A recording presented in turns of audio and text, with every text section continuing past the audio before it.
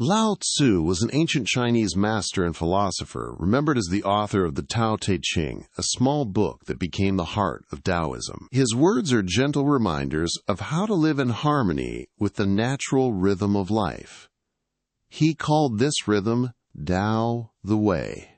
The way is the flow that passes through everything, like a river current, like the dance of the seasons. It does not rush, and yet nothing is left undone. When we follow the way, we begin to live lightly. We stop fighting against life and start moving with it, trusting its direction. One of the greatest obstacles to this trust is overthinking.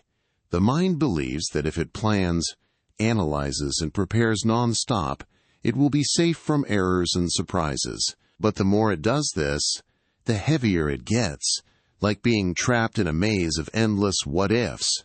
Far from helping us, overthinking pulls us out of the only place where life happens, the now. Lao Tzu offers another path. He reminds us that clarity does not appear when we force the mind to stop. It appears when we let the mind settle on its own, like muddy water that grows clear when left at rest. Trust does not grow from rehearsing every possibility, but from sensing that a larger flow is already carrying us forward. So, stopping overthinking is not about fighting with thoughts. It is returning to what is real, the breath, the body, this moment, and surrendering to the mystery of your own life. In this video, we will explore how to slow the mind and trust the bigger picture, guided by the wisdom of Lao Tzu. 1.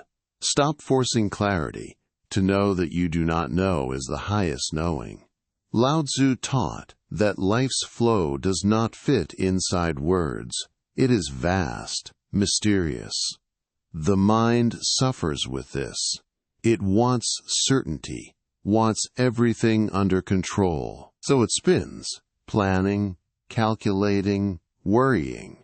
That is overthinking, trying to shrink the infinite into the palm of the hand. This comes from the ego, the voice of I, mine, for me.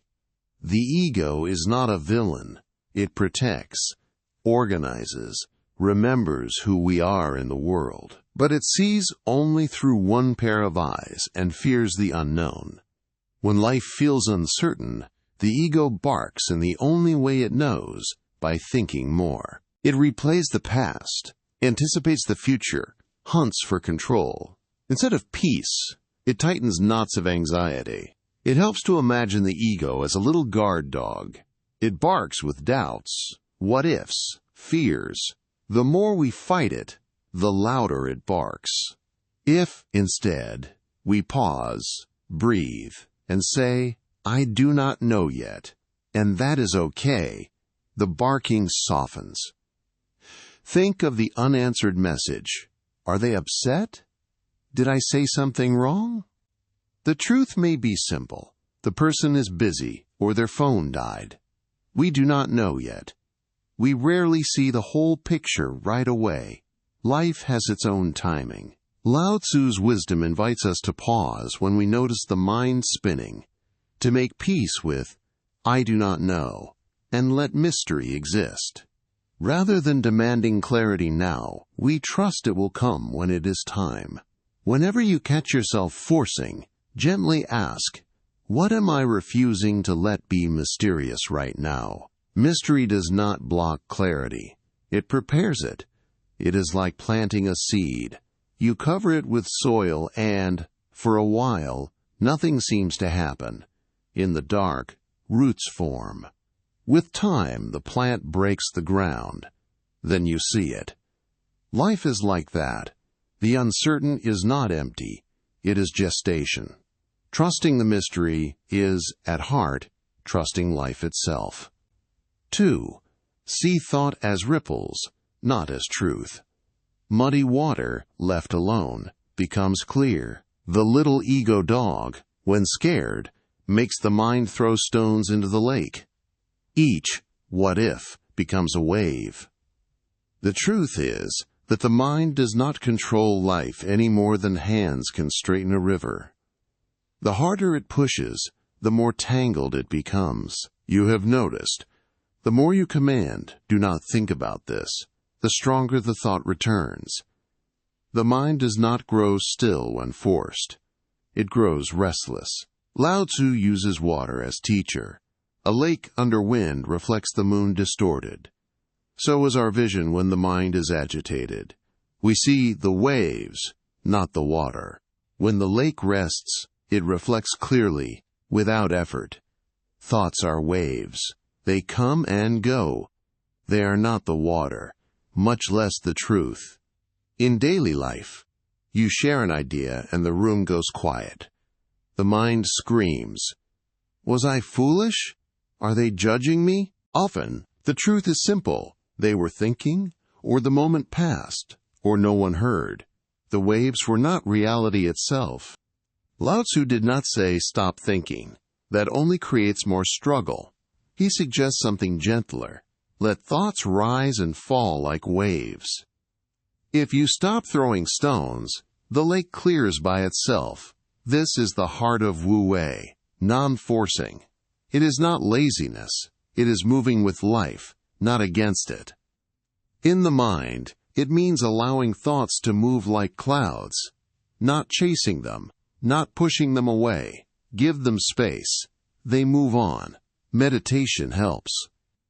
Imagine yourself by the lake. Each thought is a wave. If you do not stir the water, it becomes clear. Try 5 minutes. Sit down. Close your eyes. Notice the thought and softly return to the air flowing in and out. Not to block them, to have a quiet point while the waves pass. With time, less interference, more stillness. Stillness is not something you create. It appears when you stop agitating it. A simple example. In bed, replaying a conversation. The mind spins. I did badly. They misunderstood me. Forcing "do not think" only steals sleep. Wu Wei offers another way. Notice, thoughts. Say, "I do not need to solve this now," and return to the weight of the blanket, the air entering and leaving. The waves remain. You stop surfing them. Sleep returns. 3. Root yourself in the wisdom of the body. Empty the mind. Let the heart rest. The Tao is not only in ideas. It lives in your breathing, in the weight of your feet on the ground, in the warmth of a cup between your hands. We are living bodies. The body thinks with another grammar. It does not argue. It responds. It touches something hot and pulls away. It tires and asks for rest. It walks into green spaces and breathes deeper. This intelligence is older than the ego's chatter and reliable, but the mind does not trust it easily. When the body asks slow down, the ego shouts speed up. The body feels safe, and the ego invents dangers. That is how we burn out. The head tries to rule everything and forgets that life already knows how to guide itself. The Taoist way is to lower awareness from the head into the body. Imagine all the nervous electricity of doubt running down, like water sinking into soil. The breath helps. Feel the air moving in and out, the chest rising and falling, the shoulders softening, the belly loosening. Without forcing, you return to the present, carried by the body. Practice this anytime. Waiting for a reply and 1,000 stories appear? Instead of feeding them, bring attention to your feet, to your weight on the ground, to the touch of your clothes, to sounds, to the wind on your skin. The mind turns down its volume. You leave imagined futures and come back to what is real. This is not rejecting thought. It is balancing it. When attention spreads through the body, the head relaxes. Clarity arrives like a lake without wind, sharper, less anxious.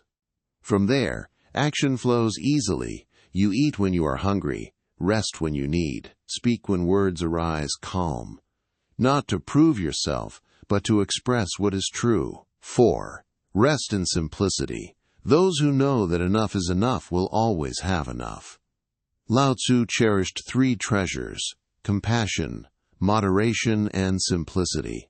Not to hang on a wall, to live in a world that demands more, do more, have more, be more.